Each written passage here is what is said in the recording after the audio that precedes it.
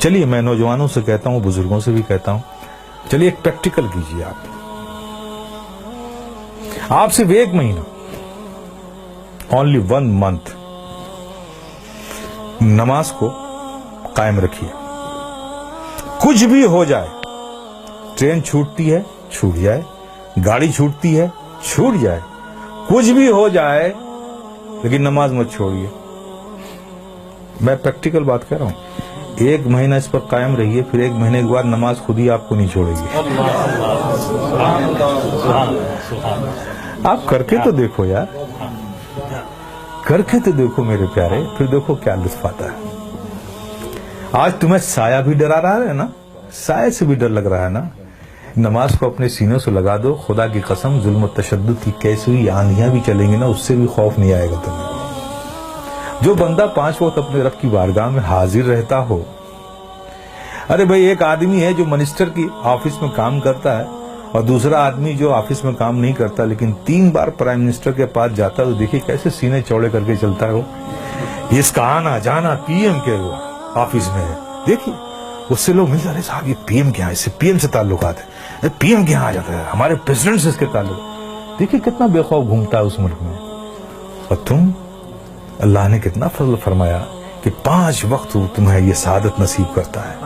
میرے بندو آؤ میری بارگاہ میں, جب تم کھڑے ہوتے ہو تو میں تمہیں دیکھتا ہوں, تمہاری عبادت, اور ایسی حالت میں کھڑے ہوتے ہو, ایسی حالت میں کھڑے ہوتے ہو. چونکہ میں دیکھوں گا نا, تو میں جسے دیکھوں اس کی حالت بھی تو ویسی ہو. پیارے آقا صلی اللہ علیہ وسلم ارشاد فرماتے ہیں کہ رب نے فرمایا, جب ایک بندہ نماز کے لیے مسجد میں جاتا ہے اور نماز کے لیے وہ کھڑا ہوتا ہے, تو کھڑے ہونے سے پہلے رب فرماتا ہے فرشتوں سے, اے فرشتوں, اس کے اندر جتنے گناہ ہیں نا وہ اس سے جدا کر لو, نکال دو, اور سارے گناہوں کو الگ کر دو اس سے. فرشتے اس کے سارے گناہ نکال لیتے ہیں. اب بتائیے, سارے گناہ نکل گئے اور آپ نماز میں کھڑے ہو گئے, اللہ اکبر, اور رب کی توجہ آپ پر, رب آپ کو دیکھ رہا ہے, آپ اس کی عبادت میں کھڑے, گناہوں سے خالی ہو گئے. آپ سوچئے اب نماز ادا کر رہے ہیں, صدق دل سے میاں انہماک کے ساتھ رب کے ذکر میں, اس کی یادوں میں مستغرق ہو کے آپ جو بھی دعا مانگو, گناہ الگ کر لیے گئے, عبادت میں ہو, رب کی بارگاہ میں ہو, دعا قبول نہ ہو. لیکن دیکھیے ہماری مادیت کا اثر دیکھیے کہ وہاں بھی ہمارا ذہن بھٹکتا رہتا ہے. آپ سمجھ رہے نا. پھر اس کے بعد کیا ہوتا ہے, جب وہ بندہ نماز سے فارغ ہوتا ہے, کتنی بڑی نعمت ہے آپ سوچو.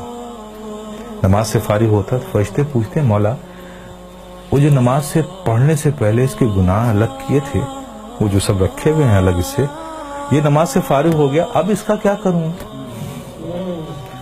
اب اس کا کیا کروں.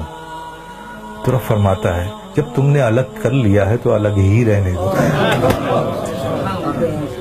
آئے ہائے, کتنی بڑی نعمت سے ہم محروم ہو رہے ہیں خدا کی قسم ہیں.